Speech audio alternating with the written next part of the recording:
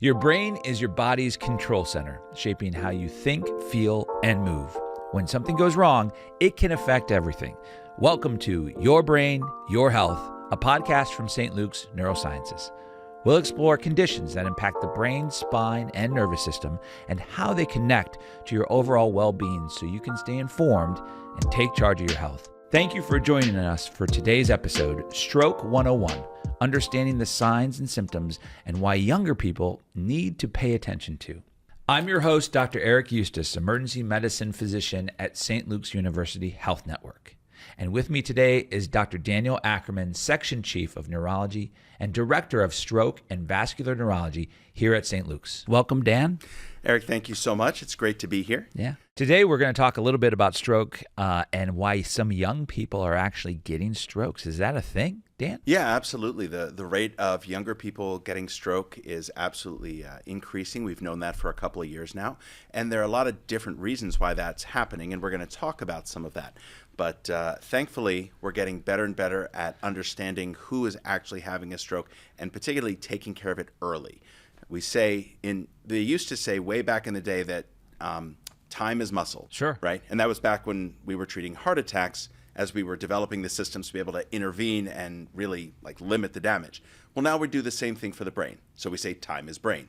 Every minute during a stroke, more damage is becoming permanent. It's becoming a bigger issue. But if we can do things to stop that damage from progressing, we can make a big difference. So we're talking a little bit about stroke right now, and I think people know individuals who've had a stroke, family members.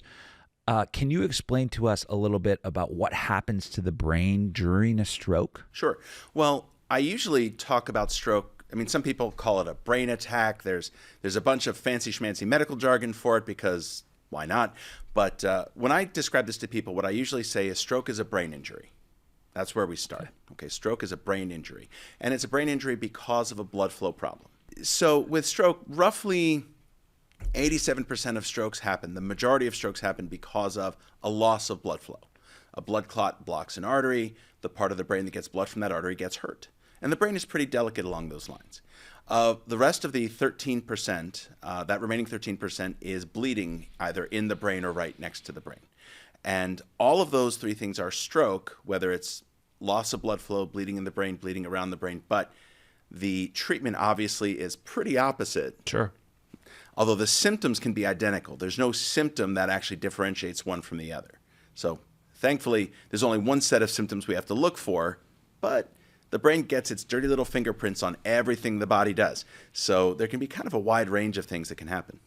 So before you mentioned that time is brain, can you explain a little bit about why that's so important and why we are so focused on time in the setting of stroke treatment? So time is brain refers to the fact that the brain injury is progressing over time. So there's a region of the brain that's impacted by this blood flow problem. And initially, it's just hurt, but not necessarily dead. It's not all the way injured yet. And so if we can reverse the problem, either by restoring blood flow or limiting the bleeding, we can keep some of that damage from becoming permanent. During a stroke, every minute, more of that area that's impacted is going from just being hurt to being permanently injured or dead. Okay. And so that's where we get the idea that time is brain. Every minute that we delay in fixing the root problem, more of the damage is becoming permanent. So every minute really counts. It's one of the most time-sensitive medical emergencies that we know of. Of course, I am slightly biased along those lines. You see a lot of medical emergencies. I only see the brain ones, but as far as I know, has that been your experience? Yeah, I mean, we see a lot of different emergencies in the department, but we take stroke very seriously. For anybody listening right now, can you explain a little bit of what the signs or symptoms are of a stroke, and how do we recognize that, maybe say in a loved one of ours, and when to call 911? So the symptoms of stroke can be really variable, and that's important. If you have seen one stroke, you have seen one stroke. But there are some signs and symptoms that are very common. One of the biggest challenges is that stroke, for the most part, is quite painless. And that surprises many, many of my patients. And that's one of the reasons that stroke symptoms can be easy to ignore sometimes. When it hurts, we pay attention to it. When it doesn't hurt, not so much. Now, if someone has suddenly the worst headache of their life, what we call a thunderclap headache, that can be a sign of a stroke. But That's very rare. Most strokes, like I said, have no pain. We use an acronym for this. We call it BFAST. So B stands for balance, sudden loss of balance, room spinning, loss of coordination. The E is eyes. That's sudden painless loss of vision or double vision. Not quite so much when vision is just a little blurry, but that can be difficult to really discern what's going on when someone is experiencing it. Sure. So that's the E. F is face, so sudden drooping on one side of the face if the face looks asymmetric. The A is arm, so if one arm or one leg is suddenly weaker than the other side. Of course, we couldn't really put leg in there because then it would be false, and that doesn't really work. And then the S is speech. So is someone now having sudden difficulty speaking or swallowing? Okay, so balance, eyes, face, arm, speech. And then the T is time, meaning it is time to call 911, not time to call my neighbor or my cousin or my sister who's a nurse or whomever.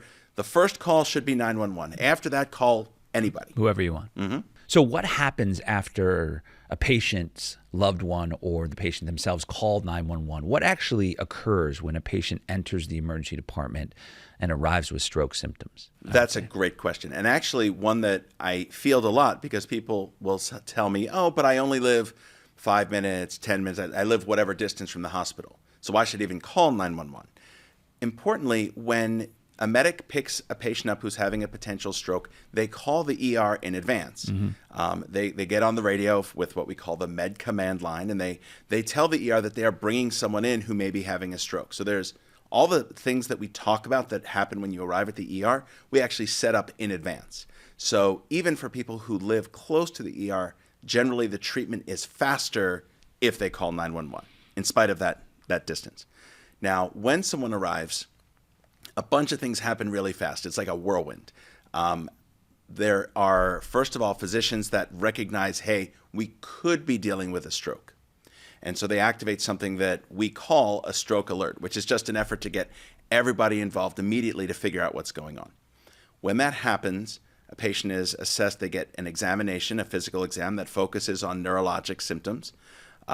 So we're checking your eyes, your face, your arms, your legs, your speech, your thinking, your memory, all of these kinds of things. We also will be doing vital signs, so things like blood pressure and heart rate and breathing, almost immediately getting into the CAT scanner or CT scanner to get an initial set of pictures. And the reason we have to do that is even for us as stroke physicians, remember the symptoms of a bleeding stroke and a clotting stroke can be absolutely identical. Mm-hmm. And so the CAT scan is really useful not to rule out stroke. A normal CAT scan doesn't tell me someone is not having a stroke. But we do the CAT scan because if someone is bleeding, that bleeding shows up immediately. And if there is no bleeding on the CAT scan, that tells us, all right, if this is a stroke, it's a clotting stroke, so we know which way to take their treatment. Okay. Often they'll also get what's called a CT angiogram. That's a CAT scan with contrast dye that looks at all of the blood vessels in the head and neck to see if we see any bigger clots. So just to summarize, you come in immediately, your vital signs are checked, you get an initial neurologic examination, you get right into the scanner to get a regular CAT scan to check for any bleeding, and then a CT angiogram to check for any kind of bigger blood clots. There is a little bit of blood work that's done, but the most important is just a finger stick to check someone's blood sugar, because things like low blood sugar or low blood pressure could mimic a stroke. And at that point, you have some early, very quick discussions about treatment. Do you qualify for certain treatments to try and stop the damage from progressing? What kind of treatment? What's the potential risk? What's the potential benefit? And ultimately, we try and make that decision together, mm-hmm. even though things are moving fast. Yeah. So it's not the most ideal time, but time is brain. Thank you for clarifying that piece of information. At what age, what's the youngest person you've seen with a stroke? I will tell you the youngest patient I've seen with stroke in the last few years was 13. Wow. 10% of all strokes happen in people under age 50. And I've seen plenty of 20 and 30 and 40-year-olds in our clinics. There's a bunch of different reasons for that. Some patients, particularly younger patients, may have genetic things that will predispose them to stroke. A lot of times they may have little artery injuries because our young patients are sometimes a little bit more active than our older patients. Not always, Sure. but sometimes. And so that can lead to artery injuries. But a lot of times our younger patients are dealing with the same risk factors as everybody. Things like blood pressure or cholesterol or obesity or smoking, or you name it. But importantly, when they are having a stroke, now we're talking about doing stroke rehabilitation and limiting damage in someone who's going to be a stroke survivor now for 50 years. Right. Or 60 years or however long. So it's something we have to take really, really seriously. But thankfully, we have great treatments to try and limit that damage and help encourage that recovery and help move them along to getting back to normal as much as possible. You mentioned some risk factors for stroke. Is there one in particular that has the greatest risk for stroke, or are there little things that lead up to your propensity to have a stroke? So that's actually a pretty easy question. Yeah. Yeah, high blood pressure. High blood pressure. Absolutely is number one. Okay. High blood pressure is king for a couple of reasons. At least in my opinion, for a couple of reasons. Yeah. Number one is the fact that high blood pressure is not always treated effectively. When we're treating patients for high blood pressure, or someone comes in and I ask them about their blood pressure, they can tell me what their pressure is when they go see the doctor. Any day you go to a doctor's office should not be a normal day. Unless you're like me and work in a doctor's office, that should not be a normal, comfortable, relaxed kind of moment for you. Ultimately, with blood pressure, you got to figure out what the trend looks like. Now, if we did a perfect job of treating all the vascular risk factors that we kind of know about, and there's a lot of them, there's a lot we haven't even discussed, but if we did a perfect job of treating those, we would say we could prevent up to around 80% of strokes. Wow. Which is huge. In the U.S., there are roughly 800,000 strokes that happen every year. In the U.S., stroke is the number 4 cause of death. I think worldwide it's number 3. It is frighteningly common. Wow. Yeah, but with monitoring and identifying those risk factors, you can do a ton to keep the stroke from ever happening in the first place. So it sounds like, a healthy lifestyle is probably the best way to prevent having a stroke. Eating right, exercising, getting good sleep, all those necessary things that we consider healthy. So what types of treatments are there for stroke? Are there medications, procedures? What can somebody expect in terms of the treatment they're going to receive when we diagnose them with a stroke? Sure. Well, so really what I do is plumbing. I'm just a fancy plumber. That's kind of all I do.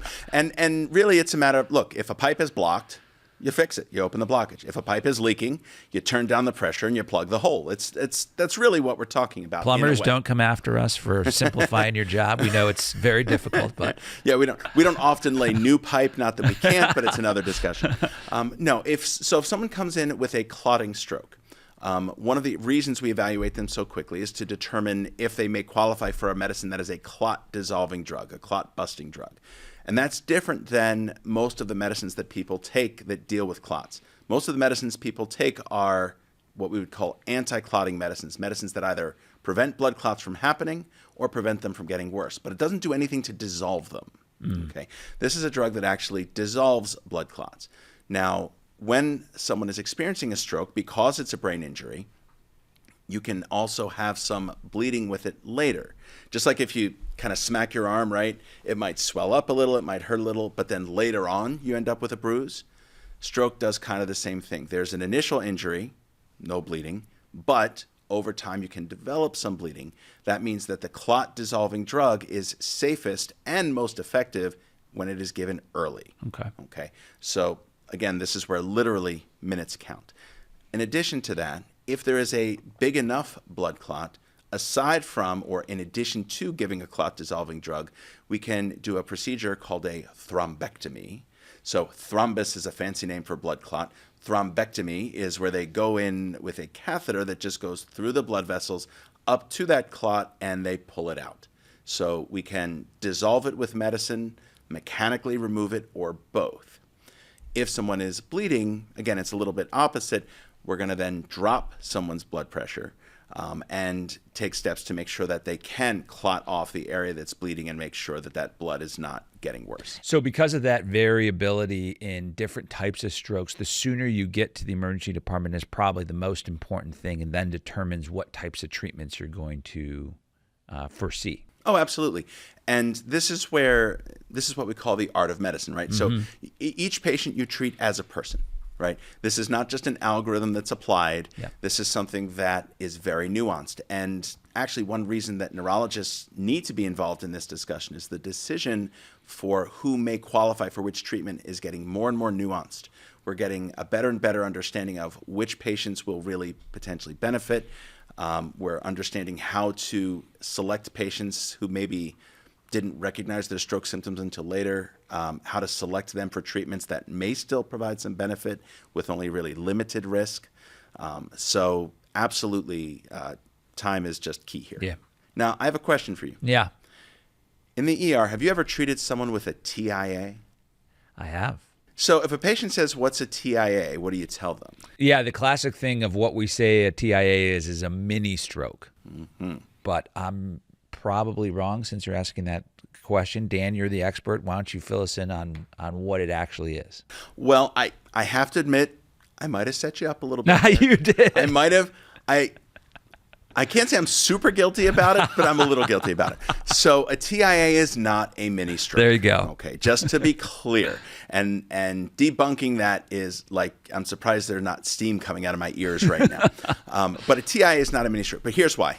So TIA, as an acronym, what it really stands for is transient ischemic attack. But where it is similar to stroke, in both cases, part of the brain is not getting enough blood or oxygen.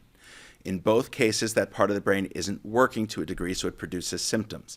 But by definition, with a TIA, the symptoms resolve entirely and there's no permanent damage done. So it would be better called an almost stroke, although that doesn't roll off the tongue. The problem is that when people have a small stroke, then they say, "Oh, I had a mini stroke." Right. But it's not a mini stroke. It's a stroke. Yeah. It's a small one, but it's a stroke. Right. Now, the real kicker is when we hang out in the emergency department, if someone's symptoms have resolved, it could still have been a stroke. Someone's stroke symptoms, because the brain is amazing, stroke symptoms can sometimes last for a matter of minutes, and then they can go away and be perfectly fine. But if we do imaging, particularly an MRI, and see that there was damage in the brain due to a blood flow problem, all right, they had a stroke. And even though their symptoms are gone, we still have to figure out why they had their stroke. What can we do to prevent an additional stroke? A quarter of all patients with stroke are repeat offenders and have had strokes in the past. So once you have had a stroke, it is a risk factor for having another one. So this is where even if the symptoms are gone, it becomes very important to understand that a stroke happened and why. So your general advice would be then, if your stroke symptoms do resolve, you should still come into the emergency department because it could be something very serious like a TIA, or you could have had a stroke. So the recommendation would be is to still get evaluated. Yeah, whether we're talking about a stroke or an almost stroke, the early time frame right afterwards is kind of the highest time frame for reoccurrence. Yeah. And so that's where, even if everything is going okay, sometimes we really do need to observe people in the hospital and keep an eye on those risk factors and make sure that they don't have an additional event. So has anything changed in stroke treatment over the last several years? Are we at St. Luke's doing anything cutting edge, anything new and exciting that probably could help our patients in the treatment of their strokes? Oh, absolutely. So from an acute stroke treatment standpoint, so talking about stroke prevention and stroke recovery is a whole nother ballgame. But when someone is having an acute stroke, again, part of the advances over the last several years have been in selecting which patients you can treat. For which patients can you intervene to specifically limit the damage beyond what their body is just going to do to try and heal. So that includes, first of all, being able to select patients who have had stroke symptoms that start but we're not sure when. So a person who goes to sleep and they're fine and they wake up the next morning and there's a stroke symptom there. Well, we don't know that symptom started right when they woke up. It might have, but it could have started earlier than that. Again, stroke is painless. Maybe it didn't wake them up. Or someone who maybe lives alone, and we just find that they have symptoms. There are ways that we can evaluate and select to see if they fit within the appropriate time window for clot-dissolving medicines. We also use a program that is called CT perfusion. I call it a program because it is similar to the CT scans or CAT scans that we do, but you actually put the whole thing through this AI software, and the AI software helps us figure out what part of the brain is impacted and how much of that damage is already permanent. Now, we don't do that for all stroke patients because time is brain, and we don't need that to help us select patients to receive treatment most of the time. But for certain people, we can use that, again, to figure out, do they qualify for specific treatments, and can we offer that to them? And then St. Luke's is also involved in clinical trials and research, including a study looking at using an additional different medication in treating patients with stroke in a longer time frame. So there are really a lot of things that we do now to expand the treatments we have. There are some newer treatments, newer clot-dissolving medicines that we've switched to that have a little bit of a better impact, are faster and easier to use compared to prior ones. So because stroke is so common, for better or for worse, at least there's a lot of research behind it, and a lot of new things continue to come out. The data continues to change every month, every year. You mentioned a little bit about recovery, Dan, and how that relates to stroke. I'm sure it takes a long time, and we can talk a lot about, have a whole episode about recovery. What can family members expect during the recovery process, and tell us a little bit about that? Well, it's again, a very individualized process from person to person. And it's not even just about the stroke and the damage that they've had, but has there been any old scarring in the brain? Could there have been a prior stroke at some point? How physically active are they in the first place? And when we talk about recovery, I really appreciated that you mentioned the motor symptoms, but other stuff as well, right? Okay. Because it's not just about strength. It's also about sensation, coordination, and then a lot of these less physical, but no less important symptoms. So after stroke, a lot of people can have post-stroke mood changes, post-stroke fatigue, different types of pain syndromes. There's a lot of different things that can happen. From a time course standpoint, it's actually kind of interesting. Well, for me, it's all interesting. But from a time standpoint, right after a stroke, for the first few days, there's a little bit of swelling around the injury in the brain, which is not surprising. And so one might expect the symptoms to fluctuate, go up and down a little bit. Over the next 2 weeks, you expect recovery to happen on a little bit of a steeper slope. People get better just a little faster early on. Okay. But after that couple of weeks, recovery at that point becomes slow. Okay. It takes 6 months, a year to see where things are going to be. And things can still improve after that. What I often promise people in terms of stroke recovery is frustration. I tell them, look, you are going to be frustrated by this at some point. I can imagine. Well, nerve damage is just, and an injury in the brain is nerve damage. The brain is just awfully delicate, and that is so finicky to heal. So much different than healing a muscle injury or a joint injury or something like that. So it can take people by surprise. Yeah. What is one thing you wish everybody knew about stroke? Just one thing. Oh, it could be 3. Let's see. How much time do you have? I think. Actually, I think we've already really hit on the one take-home message in my mind, is that time is brain. I agree. And again, I would just emphasize, because stroke is painless, the fact that it doesn't hurt doesn't mean that everything is okay. Yeah. And if you have signs or symptoms that could be related to stroke, time is so critical to be able to come in and get things looked at. I just can't say how many people I've seen who come in and we tell them, well, you had a stroke. And as they're giving us the story, to us, of course, because we have, blinders on, we know a stroke has happened. Mm-hmm. And so we're saying, well, yes, of course, that sounds like a symptom of stroke. But it's so easy for people to say, well, I thought I slept on it funny. Mm-hmm. That's making up excuses, right? Well, I mean, we're used to just pushing through. When something is not profoundly injured, right? So remember, for example, arm weakness, it doesn't mean the arm has to be paralyzed. Mm-hmm. It might just be weak. Well, if we feel a little weak on one side, maybe I strained it yesterday, I didn't eat it well enough, I overate, I slept too little, I slept too much, I'm stressed, That's a big one. Yeah. We have a lot of reasons that things can distract us from that. So I would just say take those symptoms seriously. We would definitely say better to overcall than to undercall. Yeah. And if something is not a stroke, fine. Then if you have symptoms in the future on a recurrent basis, we can say, all right, that's not a stroke, that's not a TIA. You don't have to go and get it checked out. But if you have something like that and it's the first time, get it looked at. Get checked out. It's better to be safe than sorry. Yeah. Yeah. Thank you, Dan. It's been a pleasure to talk to you today about stroke. Thank you so much for coming on today's podcast. And until next time. That's it for today's episode of Your Brain, Your Health. We hope you're walking away with a clearer understanding of stroke and what it is and how to recognize the signs, and most importantly, how to act fast and save a life. Your brain health matters, so keep learning and listening. If you found this episode helpful, share it with someone you care about. And for more resources on brain health, visit St. Luke's Neurosciences at sluhn.org. Until next time, take care of your brain and your health.